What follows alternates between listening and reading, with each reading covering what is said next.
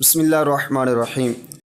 حضرت ابی بن کعب رضی اللہ تعالیٰ عنہ حضور علیہ الصلوۃ والسلام کی بارگاہ میں عرض کرتے ہیں کہ یا رسول اللہ، میں اپنا سارا وقت آپ کی ذات پر درود پاک پڑھنے میں صرف کروں گا۔ تو پیارے آقا صلی اللہ تعالیٰ علیہ وآلہ وسلم نے فرمایا، اے ابی بن کعب، اگر تو ایسا عمل کرے گا تو یہ تمہاری فکریں اور گناہ بخشوانے کے لیے کافی ہے۔ تو اس حدیث مصطفیٰ سے ہمیں پتہ چلا کہ اگر بندہ پریشان ہو جائے، اس کو دکھ ملے یا دل غمگین ہو جائے، اس کو دنیا کے اندر سکون نہ ملے، تو وہ اگر حضور کی ذات پر درود پڑھنا شروع کرے گا تو انشاءاللہ اللہ کے فضل سے اس کے غم دور ہو جائیں گے۔ اور دوسرا عمل، دوسرا کام اور دوسری چیز ہمیں یہ معلوم ہوئی کہ حضور نے فرمایا جو اپنے گناہوں کو بخشوانا چاہتا ہے دنیا کے اندر رہ کر، وہ میری ذات پر درود پڑھے تو درود کے صدقے اللہ پاک کی ذات اس کے گناہوں کو بخش دے گی۔